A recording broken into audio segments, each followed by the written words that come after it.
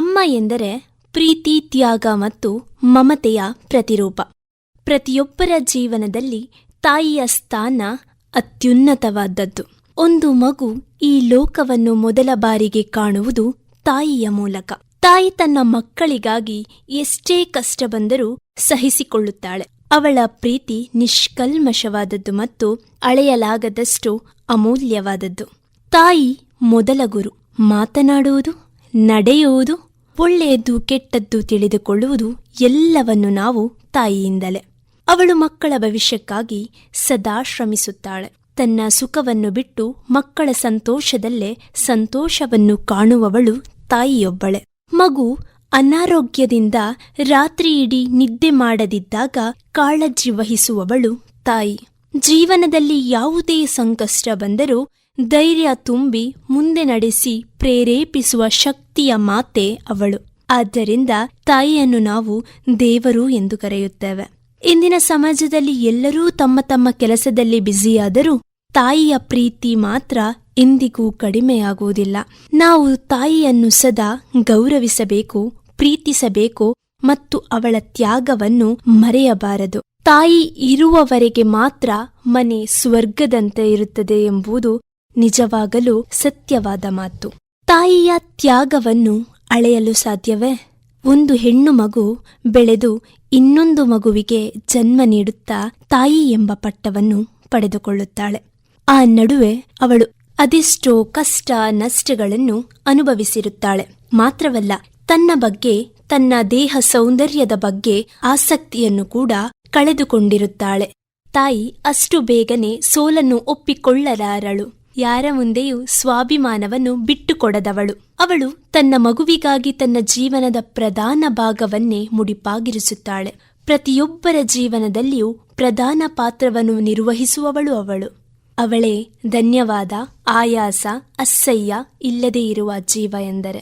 ಅವಳು ಮಕ್ಕಳು, ಮನೆಯವರ ನೂರಾಸೆಯ ನಡುವೆ ಅವಳು ಕಂಡ ಆಸೆ, ಕನಸು ಸುಟ್ಟು ಬೂದಿಯಾಗಿರುವುದು ತಿಳಿದರೂ ಯಾರಿಗೂ ಹೇಳಲು ಬಯಸದವಳು. ಅವಳನ್ನು ನಾವು ಎಷ್ಟೋ ಸಲ ದಡ್ಡಿ, ಪೆದ್ದಿ ಮುಂತಾದ ಪದಗಳಿಂದ ಕರೆದರೂ ಕೂಡ ಅವಳಿಗಿಂತ ಬುದ್ಧಿವಂತವರು ಯಾರು ಇರಲು ಸಾಧ್ಯವೇ? ಏಕೆಂದರೆ MBBS ಓದಿರುವ ವೈದ್ಯರನ್ನು ಕೂಡ ಸೋಲಿಸಬಲ್ಲವಳು ಅವಳು. ಅವಳಿಗೆ ತಿಳಿಯದೇ ಇರುವ ಮನೆ ಮದ್ದು ಇರಲು ಸಾಧ್ಯವೇ ಇಲ್ಲ. ಮನೆಯ ಹಾಗೂ ಜೀವನದ ಮೊದಲ ಗುರು ಅವಳು. ಆಕೆಗೆ ಓದಲು ಬರದೇ ಇದ್ದರೂ ತನ್ನ ಮಗು ದೊಡ್ಡ ಉದ್ಯೋಗದಲ್ಲಿ ಇರಬೇಕೆಂದು ಬಯಸುವವಳು. ವೇದಿಕೆಯಲ್ಲಿ ತನ್ನ ಮಗು ಯಾವುದೋ ಒಂದು ಸಣ್ಣ ಕಾರ್ಯಕ್ರಮದಲ್ಲಿ ಪಾಲುವಹಿಸಿದರೂ ಕೂಡ ತಾನೇನೋ ದೊಡ್ಡ ಕೆಲಸದಲ್ಲಿ ಪಾಲ್ಗೊಂಡಂತೆ ಗರ್ವ ಪಡುವವಳು ಅವಳು. ಆ ಗರ್ವವನ್ನು ಅವಳ ಕಣ್ಣಿನಿಂದ ನೋಡಲು ಸಾಧ್ಯ. ಅವಳ ಒಂದು ಬೆಚ್ಚನೆಯ ಅಪ್ಪುಗೆ ಸಾಕು ಸೋತು ಸುಣ್ಣಾದ ಮರಕ್ಕೆ ಮತ್ತೆ ಚಿಗುರು ಬಂದಂತೆ. ಹೊಟ್ಟೆಗೆ ಆಕೆ ಏನು ತಿನ್ನದಿದ್ದರೂ ತನ್ನ ಮಗುವಿನ ಹಸಿವಿನ ಬಗ್ಗೆ ಆಕೆಗೆ ಮುನ್ನೆಚ್ಚರಿಕೆ. ಮನೆಯಲ್ಲಿ ಎಲ್ಲರಕ್ಕಿಂತ ಮೊದಲು ಎದ್ದು ಎಲ್ಲ ಕೆಲಸವನ್ನು ಮಾಡುವ ಜೀವ. ಮನೆಯಲ್ಲಿ ಎಲ್ಲರೂ ಮಲಗಿದ ಮೇಲೆ ಮಲಗುವ ಜೀವ ಎಂದರೆ ಅದು ಅವಳು. ಯಾವಾಗ ಮಲಗುತ್ತಾಳೋ, ಯಾವಾಗ ಏಳುತ್ತಾಳೋ ಯಾರಿಗೆ ಗೊತ್ತು? ಒಂದು ದಿನ ಮನೆಯಲ್ಲಿ ಅಮ್ಮ ಇಲ್ಲದಿದ್ದರೆ ಸಾಕು, ಬೆಳಕು ಇಲ್ಲದ ಮನೆಯಂತೆ ಭಾಸವಾಗುತ್ತದೆ. ಆಕೆಯ ಜವಾಬ್ದಾರಿಯ ಸಾಲುಗಳನ್ನು ಹೇಳಿ ಮುಗಿಸಲಾಗುವುದಿಲ್ಲ. ನನ್ನಂತೆ ಸಾಮಾನ್ಯ ಹೆಣ್ಣಾಗಿದ್ದು ಮದುವೆಯ ನಂತರ ಗಂಡನ ಹಾಗೂ ಗಂಡನ ಮನೆಯವರ ಪೂರ್ಣ ಜವಾಬ್ದಾರಿಯನ್ನು ಹೊತ್ತು ದಣಿವಿಲ್ಲದೆ, ಹಣವಿಲ್ಲದೆ ದಿನರಾತ್ರಿ ದುಡಿಯುವ ಜೀವ ಅವಳು. 9 ತಿಂಗಳು ಹೊತ್ತು ಹೆತ್ತು ಎಷ್ಟೋ ನೋವಿನ ನಡುವೆ ನಗುವನ್ನು ಕಲಿತಿರುವ ಪ್ರಾಣ ಅದು. ಮಗುವಿಗಾಗಿ ತನ್ನೆಲ್ಲ ಆಸೆ ಆಕಾಂಕ್ಷೆಗಳನ್ನು ಮರೆತು ತನ್ನ ದೇಹದಲ್ಲಿ ಆಗುವ ಯಾವುದೇ ಬದಲಾವಣೆಗೂ ತಲೆ ಕೊಡದೆ ತನ್ನ ಸೆರಗಿನಲ್ಲಿ ಮನೆಯವರನ್ನು ಕಾಯುವ ದೈವ ಅವಳು. ಹೀಗೆ ಹೇಳುತ್ತಾ ಒಂದು ಕತೆ ನೆನಪಾಯಿತು. ನೀವು ಕೂಡ ಕೇಳ್ತೀರಾ ಈ ಕತೆನ? ಅದಕ್ಕೂ ಮುಂಚೆ ಈ ಹಾಡು ನಿಮ್ಮ ಮುಂದೆ. ಒಂದೂರಲ್ಲಿ ಒಂದು ಕೃಷ್ಣ ವರ್ಣದ ಸುಂದರಿ ಜನಿಸಿದಳು. ಕಷ್ಟ, ಅವಮಾನ, ಬಡತನ, ನಿರಾಸೆ ಮುಂತಾದವುಗಳನ್ನೆಲ್ಲ ಕಂಡು ಎದುರಿಸಿ ನಿಂತಿರುವ ಕಾರಣವೋ ಗೊತ್ತಿಲ್ಲ. ಆಕೆ ತುಂಬ ದೃಢ ಮನಸ್ಸನ್ನು ಹೊಂದಿದವಳು. ನೋವನ್ನು ತಿಂದು ತಿಂದು ಸುಖವನ್ನೇ ಮರೆತು ಬಿಟ್ಟವಳು. ಆಕೆ ಕಪ್ಪು ಎಂಬ ಕಾರಣಕ್ಕೆ ಚಿಕ್ಕದಿಂದಲೇ ಎಷ್ಟೋ ಅವಮಾನವನ್ನು ತನ್ನ ಕುಟುಂಬದಿಂದಲೇ ಎದುರಿಸಿದಳು. ಆದರೂ ಕೂಡ ಆಕೆಗೆ ಸಾಂತ್ವನದ ಮಾತುಗಳು ಆಕೆಯ ತಂದೆಯಿಂದ ಲಭಿಸುತ್ತಿತ್ತು. ಕಾರಣ ತಂದೆ ಕೂಡ ಅದೇ ಬಣ್ಣಕ್ಕೆ ಸೇರಿದವರು. ಆಕೆ ಕೇವಲ ಹೆಣ್ಣಾಗಿರಲಿಲ್ಲ, ಆಕೆ ಕೇವಲ ಹೆಣ್ಣು ಎಂದರೆ ಅದು ತಪ್ಪು. ಆಕೆ ಆ ಕುಟುಂಬದ ಪುಟ್ಟ ಆಧಾರ ಆಗಿದ್ದದ್ದು ಕೂಡ ನಿಜ.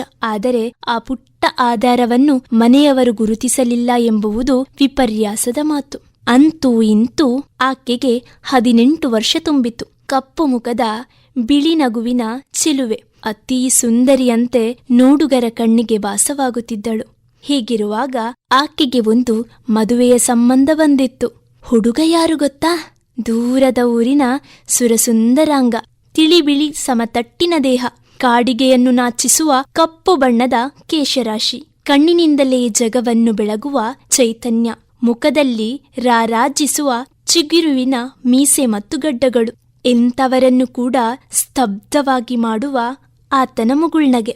ಬಾಹ್ಯ ಸೌಂದರ್ಯ ವರ್ಣಿಸಿದರೆ ಸಾಕೇ, ಮದ್ಯಪಾನದ ರುಚಿಯನ್ನು ನೋಡದ ದೇವರ ಪರಮಭಕ್ತ, ಕಾಯಕವೇ ಕೈಲಾಸ ಎಂದು ಬಾಳುವ ಹುಡುಗ. ಈ ಇಬ್ಬರಿಗೂ ಶುಭ ದಿನದಂದು ಶುಭ ವಿವಾಹವಾಯಿತು. ಇಬ್ಬರು ಕೂಡ ಶ್ರಮಜೀವಿಗಳಾಗಿರುವುದರಿಂದಲೇ ಬಡತನ ಸ್ವಲ್ಪ ಮಟ್ಟಿಗೆ ದೂರವಾಗಿ ಸುಖ ಸಂಸಾರ ಸಾಗುತ್ತಾ 5 ವರ್ಷವನ್ನು ಕಳೆಯಿತು. ಅವರು ಒಂದು ಸುಂದರವಾದ ಹೆಣ್ಣು ಮಗುವಿಗೆ ಜನ್ಮ ನೀಡಿದರು. ಆಕೆಗೂ ಆತನಿಗೂ ಆ ಮಗುವೇ ಮುಂದೆ ಜಗತ್ತಾಗಿತ್ತು. ಹೀಗೆ ಮುಂದೆ ಆ ಮಗುವಿನ ಮೊದಲ ಹುಟ್ಟುಹಬ್ಬಕ್ಕೆ ಈ ಕಥಾರಾಜ ಹಾಗೂ ಕೃಷ್ಣವರ್ಣದ ರಾಣಿಯು ಸೇರಿ ತಮ್ಮ ಶ್ರಮದ ಒಂದು ಅರಮನೆಯನ್ನು ಆಕೆಗೆ ಉಡುಗೊರೆಯಾಗಿ ನೀಡಿದರು. ಹಾಗೂ ತಮಗೆ ಜನಿಸಿರುವ ಯುವರಾಣಿಯ ಬಗ್ಗೆ ತುಂಬ ಕನಸುಗಳನ್ನು ಕಟ್ಟಿಕೊಂಡರು. ಆತ ಅತೀ ಉತ್ತಮವಾದ ತಂದೆಯ ಪಾತ್ರವನ್ನು ನಿರ್ವಹಿಸುತ್ತಿದ್ದ. ಯುವರಾಣಿಯನ್ನು ಚಿನ್ನದಂತೆ ನೋಡಿಕೊಳ್ಳುತ್ತಿದ್ದ. ಹೀಗೆ ಸುಖ ಸಂಸಾರ ನಡೆಯುತ್ತಿರುವಾಗ ಯಾರ ಕಣ್ಣು ಬಿತ್ತೋ ಗೊತ್ತಿಲ್ಲ, ಒಂದು ದಿನ ಯುವರಾಣಿಯ ತಂದೆ ಈ ಭೂಮಿಗೆ ವಿದಾಯ ಹೇಳುತ್ತಾನೆ. ಇಲ್ಲಿ ಮತ್ತೆ ಅವಳು ಎಂದರೆ ಕಥಾನಾಯಕಿ ಮತ್ತೆ ಒಂಟಿಯಾಗುತ್ತಾಳೆ.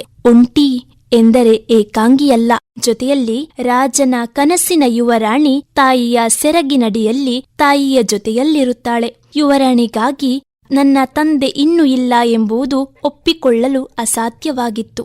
ಈಗ ಆ ತಾಯಿಯು ಮೊದಲೇ ಶಾರೀರಿಕವಾಗಿ ಮಾನಸಿಕವಾಗಿ ತುಂಬಾ ಕುಗ್ಗಿ ಹೋಗಿದ್ದರೂ ಕೂಡ ಮತ್ತೆ ಆಕೆ ಆ ಮಗುವಿಗಾಗಿ ಜೀವಿಸಲಾರಂಭಿಸುತ್ತಾಳೆ. ತಮ್ಮ ಕನಸಿನ ರಾಣಿಯನ್ನು ದಡ ಸೇರಿಸಬೇಕೆಂಬ ಮಹದಾಸೆಯಿಂದ ರಕ್ತ ಬೆವರು ಸುರಿಸಿ ದುಡಿದು ವಿಶ್ರಾಂತಿಯನ್ನೇ ಮರೆತು ತನ್ನ ಜೀವನದಲ್ಲಿ ಏನೆಲ್ಲ ಲಭಿಸಲಿಲ್ಲವೋ ಅವೆಲ್ಲ ಯುವರಾಣಿಗೆ ಸಿಗಲೇಬೇಕೆಂದು ಬಯಸುತ್ತಾಳೆ. ಯುವರಾಣಿಗೆ ಉತ್ತಮ ಉನ್ನತ ವಿದ್ಯಾಭ್ಯಾಸವನ್ನು ನೀಡುತ್ತಾಳೆ. ಆಕೆಗೆ ಯಾವುದೇ ವಸ್ತು ಆಹಾರದಲ್ಲಿಯೂ ಮೋಹ ಬರದಂತೆ ಬೆಳೆಸುತ್ತಾಳೆ. ಈಗ ಆ ಯುವರಾಣಿಯು ಯೌವನಕ್ಕೆ ಬಂದಿರುತ್ತಾಳೆ. ಮಹಾರಾಣಿಯು ಏನೆಲ್ಲ ಕನಸು ಕಂಡಿದ್ದಾಳೋ ಆ ಎಲ್ಲಾ ಕನಸನ್ನು ನನಸು ಮಾಡಬೇಕು ಎಂಬುದನ್ನು ತೊಡಗಿಕೊಂಡಿರುತ್ತಾಳೆ.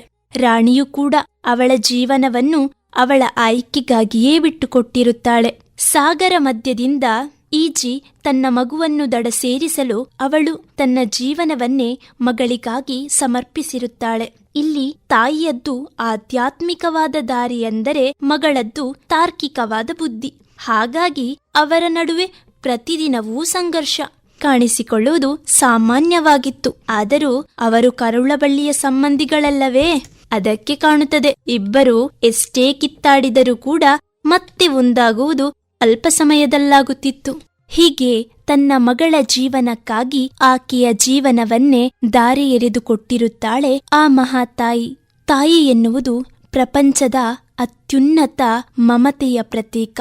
ಮಗುವಿನ ಮೊದಲ ನಗುವಿಗೆ ಕೊನೆಯ ಉಸಿರುವರೆಗೂ ಅವಳ ಹೃದಯದಲ್ಲಿ ಒಂದೇ ಆಲೋಚನೆ, ನನ್ನ ಮಗು ಚೆನ್ನಾಗಿರಲಿ ಎಂಬುದು. ತಾಯಿಯ ಕಣ್ಣಲ್ಲಿ ಮಗುವಿನ ನೋವು ಕಾಣಿಸಿದರೆ ಅವಳ ಹೃದಯದಲ್ಲಿ ಕಣ್ಣೀರು ಸುರಿಯುತ್ತದೆ. ಮಗು ಸಂತೋಷದಲ್ಲಿದ್ದರೆ ತಾಯಿಯ ಹೃದಯವು ಹೂವಿನಂತೆ ಅರಳುತ್ತದೆ. ತಾಯಿ ತನ್ನ ಜೀವನವನ್ನು ತ್ಯಜಿಸಿ ಮಕ್ಕಳ ಭವಿಷ್ಯಕ್ಕಾಗಿ ಹೋರಾಡುವ ದಿವ್ಯ ಶಕ್ತಿ. ತಾಯಿಯ ಪ್ರೀತಿ ಅಳತೆಗೆ ಎಟುಕಲಾಗದ್ದು, ಸಮುದ್ರಕ್ಕೂ ಆಳವಾದದ್ದು. ತಾಯಿ ಎನ್ನುವುದು ಪ್ರಪಂಚದ ಅತಿ ಶ್ರೇಷ್ಠ ವ್ಯಕ್ತಿ. ಅವಳನ್ನು ದೇವಿಯ ಪ್ರತಿರೂಪವೆಂದು ಕರೆಯಲಾಗುತ್ತದೆ. ತಾಯಿಯ ಮಮತೆ, ಪ್ರೀತಿ, ತ್ಯಾಗ ಶಬ್ದಗಳಲ್ಲಿ ವರ್ಣಿಸಲು ಸಾಧ್ಯವೇ? ಹೇಳಿ, ಶಬ್ದಗಳಲ್ಲಿ ವರ್ಣಿಸಲು ಸಾಧ್ಯವೇ? ಪದಗಳಿಗೆ ಸಿಗದೇ ಇರುವ ಓ ನನ್ನ ದೇವತೆ, ಎಷ್ಟೇ ಬರೆದರೂ ಸಾಲದು ನಿನ್ನ ಬಗ್ಗೆ ಕವಿತೆ. ಯಾರಿಗೆ ಸಾಟಿ ಇಲ್ಲ ನೀ ತೋರುವ ಮಮತೆ, ಮೋಸ ಕಪಟ ಅರಿಯದ ದೇವತೆ, ನಾ ನಿನ್ನ ಮುಂದೆ ಶೂನ್ಯವಾಗಿ ನಿಂತೆ. ಈ ಜಗತ್ತಿನ ಒಡತಿಯೇ, ಕೈ ಹಿಡಿದು ನಡೆಸುವ ದೇವತೆಯೇ, ಕ್ಷಮೆ ಇರಲಿ ನನ್ನ ಎಲ್ಲ ತಪ್ಪು ಕೋಪಗಳಿಗೆ, ಮತ್ತೆ ಬಿಗಿದಪ್ಪು ನನ್ನ ಬಾಳ ಶಕ್ತಿಯೇ.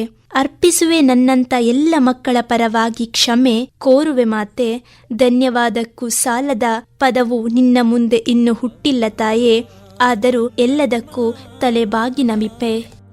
ಇನ್ನು ಆ ತಾಯಿಯ ಬಗ್ಗೆ ಏನು ಹೇಳಲು ಸಾಧ್ಯ ಹೇಳಿ? ಹೇಳಲು ಇನ್ನೇನಾದರೂ ಪದಗಳು ಉಳಿದಿವೆಯೋ? ಈ ಕಾಲಘಟ್ಟದಲ್ಲಿ ಅದೆಷ್ಟೋ ಜನರು ತಾಯಿ ಎಂಬ ಪಟ್ಟ ಹೊತ್ತು ಆ ಶಬ್ದಕ್ಕೆ ಅಪಕೀರ್ತಿ ಬರುವಂತೆ ನಡೆದಿದ್ದರೂ ಕೂಡ ತಾಯಿ ಯಾವಾಗಲೂ ಶ್ರೇಷ್ಠರಲ್ಲವೇ? ತಾಯಿ ಎಂಬವಳು ಭಾವನೆಗೆ ಸಿಗದವಳು, ಅಪರೂಪದ ದೇವತೆ ನೀನು. ಆ ದೇವತೆಯ ಕರುಳ ಬಳ್ಳಿ ನಾನು. ನನಗಾಗಿ ಕಣ್ತುಂಬ ಕನಸು ಹೊತ್ತವಳು ನೀನು. ಆ ಕನಸು ನನಸು ಮಾಡುವ ಹೋರಾಟದಲ್ಲಿ ನಾನು. ನೀ ಇಲ್ಲರೆ ಅನಾಥೆ ನಾನು. ಯಾರ ಮನೆಯಲ್ಲಿ ಜೀತದಾಳಾಗಿರುತ್ತಿದ್ದೆನೋ ಏನು. ಜೀವ ನೀಡಿದೆ ನೀನು, ಜೀವನ ಕಟ್ಟಿಕೊಟ್ಟಿರುವೆ ನೀನು. ನಿನ್ನ ಬಿಟ್ಟು ಅರಿಯೆನು ಈ ಜಗವನ್ನು ನಾನು. ನೀನೆಂಬ ಮರಕ್ಕೆ ಹತ್ತಿ ಸುತ್ತಾಡುವ ಬಳ್ಳಿ ನಾನು. ಕಂಡಿರಬಹುದು ಸಾವಿರ ಕನಸು ನೀನು, ಅರಿತೋ ಅರಿಯದೆಯೋ ತುಳಿದು ಹೋಗಿರಬಹುದು ನಾನು. ಅಹಂಕಾರದಿಂದ ಹಾರುವ ಹಕ್ಕಿ ನಾನು, ಅಹಂ ಇಳಿಸಿ ಮಡಿಲು ಕೊಡುವ ದೇವಿ ನೀನು. ಅರಸನ ಪ್ರೀತಿಯನ್ನು ಅರಿಯದ ಯುವರಾಣಿ ನಾನು. ಸೀರೆಯ ಸೆರಗಲ್ಲೇ ಜೋಪಾನ ಮಾಡಿರುವ ಮಹಾರಾಣಿಯು ನೀನು. ಏನೂ ತಿಳಿಯದ ಪೆದ್ದಿ ಎಂದಿರಬಹುದು ನಾನು. ನಿನ್ನ ಜ್ಞಾನದ ಮುಂದೆ ಸುಟ್ಟ ಬೂದಿ ನಾನು. ನನ್ನ ವರ್ತನೆ ಕಂಡು ಕಣ್ಣೀರಿಟ್ಟವಳು ನೀನು. ನನ್ನ ಸಣ್ಣ ಪುಟ್ಟ ಗೆಲುವ ಕಂಡು ಗರ್ವ ಪಟ್ಟವಳು ನೀನು. ನಾನೆಂಬ ಗಿಡಕ್ಕೆ ಅಂತರ್ಜಲದಂತಹ ಪುಣ್ಯ ನೀರು ದರೆ ಎರೆದವಳು ನೀನು. ನಿನ್ನ ನೆರಳಡಿಯಲ್ಲಿ ಕುಳಿತಿರುವ ಕೂಸು ನಾನು. ನಿನ್ನ ಮುಂಗೋಪವ ಕಂಡು ಬೆದರಿರುವವಳು ನಾನು. ನನ್ನ ಕೋಪಕ್ಕೆ ಮೌನಿಯಾದವಳು ನೀನು. ಬಾನೆತ್ತರಕ್ಕೆ ಹಾರಬೇಕೆಂದು ರೆಕ್ಕೆ ಪುಕ್ಕ ಕಟ್ಟಿಕೊಟ್ಟವಳು ನೀನು. ನಿನ್ನ ಬಿಟ್ಟು ಹಾರಲಾರೆ ಎಂದು ಕುಳಿತವಳು ನಾನು. ಮೌನಿ ನಾನು, ನನ್ನ ದೇವಿ ನೀನು. ಹೆದರಿದೆನು ಈ ಜಗದ ನಿಯಮವನ್ನು ಕಂಡು ನಾನು. ಕಾಯುವ ದೈವವಾಗಿ ಜೊತೆಯಲ್ಲಿರುವೆ ನೀನು. ನನಗಾಗಿಯೇ ಬದುಕಿದವಳು ನೀನು. ನಿನ್ನ ಆಸೆ ಈಡೇರಿಸಲು ಜನಿಸಿದವಳು ನಾನು.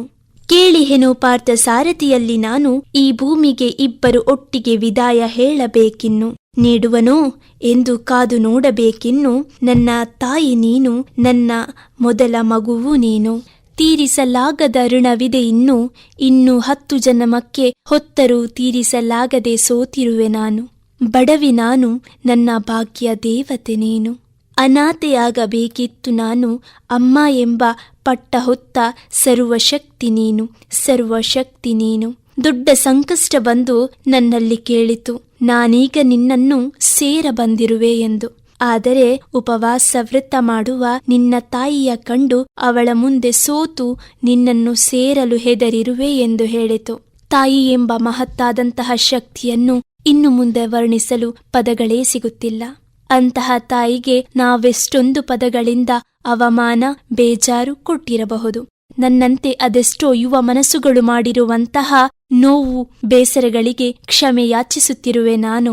ನನ್ನ ಈ ಪುಟ್ಟ ಕಥೆಯ ಮೂಲಕ ಪ್ರತಿಯೊಂದು ತಾಯಿಯಂದಿರಿಗೂ ಕೂಡ ಹೃದಯಾಳದಿಂದ ಕ್ಷಮೆಯನ್ನು ಬೇಡುತ್ತಾ ನನ್ನೀ ಮಾತುಗಳನ್ನು ಕೊನೆಗೊಳಿಸುತ್ತಿದ್ದೇನೆ.